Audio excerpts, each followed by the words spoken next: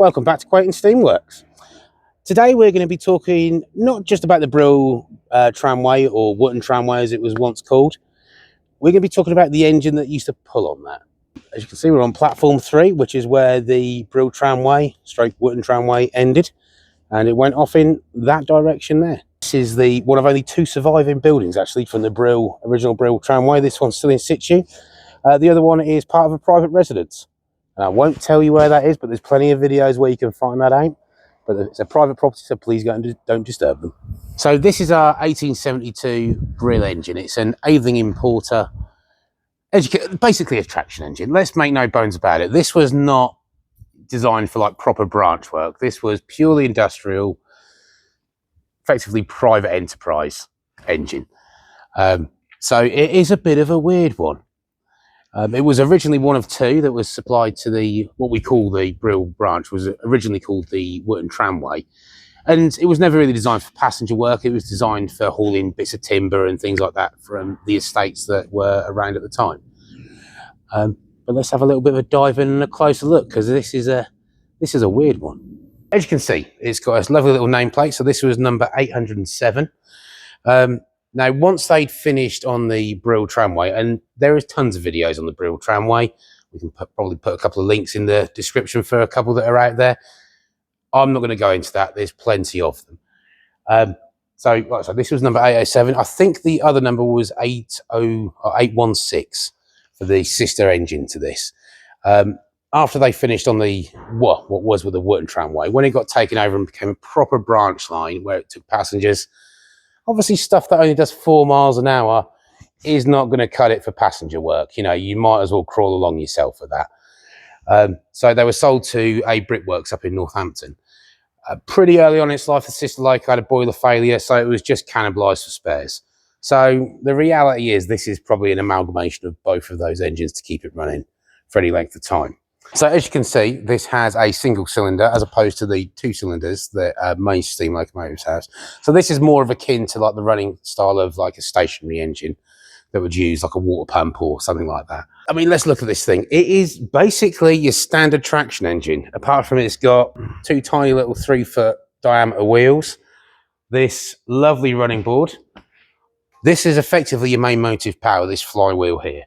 And it connects through a bunch of cogs, through a crankshaft to the driving chain, which we'll see in a minute on the other side. Like I said, this only did about 4 miles an hour. So, you know, really this is, you know, you're only really hauling stuff with this because, I mean, at 4 miles an hour, you are walking places.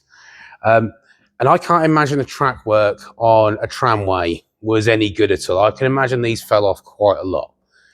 But as you come down here, you can see that there's not a lot of room in this. I mean, there would have probably been 2 people operating this machine, but there's not a lot of room in here.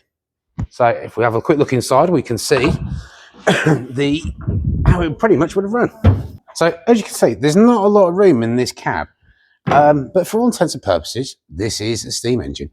So, you know, a proper railway engine. So you've got your forward reverse lever here, handbrake, all the other accoutrements that go with it, your tiny little firebox that goes in there, and your coal bunker.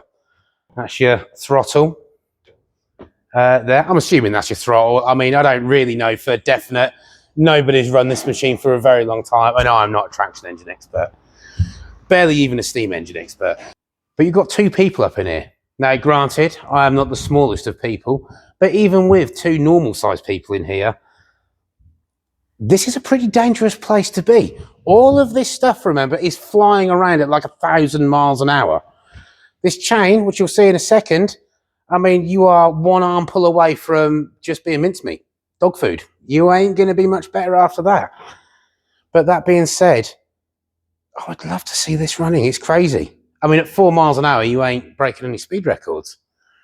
But look at the thing, it's ridiculous. I mean, if you're going to like something ridiculous, for crying out loud. You put your shovel scoop in here. There is no easy way of operating this machine that I can see. So it's a good job it only did 4 miles an hour. So this is the driving end of it, effectively. So power comes off the cylinder, off that mahoosive flight. Well, not quite so mahoosive, but fair size flywheel, transferred through the little bit of gearing over there to the cogs that are here. This is the chain, and it's a pretty meaty chain, but I can't imagine the gearing on this is any good at all. So even at 4 miles an hour, I should think this thing is absolutely racing along. I wouldn't want to be on it, really. As you can tell, the brakes are wooden blocks. Now, which will make you think, are they going to catch fire? But like I said, this thing only does 5 miles an hour. So, sorry, 4 miles an hour. 5 miles an hour, way too heady. But 4 miles an hour. So I should imagine even at 4 miles an hour, you're not burning any of them blocks off anytime soon. But it is only braked on the rear wheels, not on all of them. So I should imagine the braking capacity is very good at all. Your water tank is just slung underneath, which is fine to give you a bit of tractive effort when you first start off.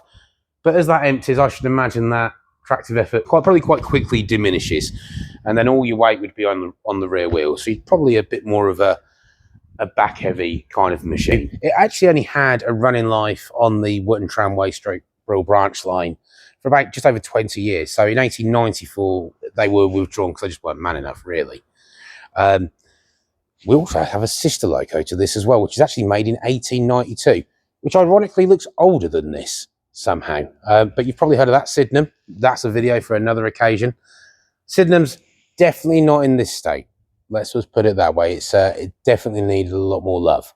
But when these were taken off the Brill tramway, they were replaced with a couple of Madam Wardle's engines, a bit more man enough for the job.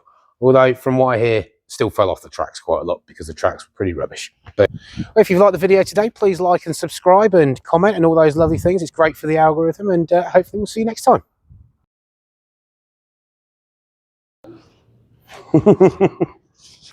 Yeah, like a standard to that one again. So what am I trying to think of, John? No. A stationary engine. There's the word we're looking for. So as you can see, this has a single cylinder engine. So this is a bit more like the it's so close. As you can tell, the brakes pardon me. As you can tell, get out of here.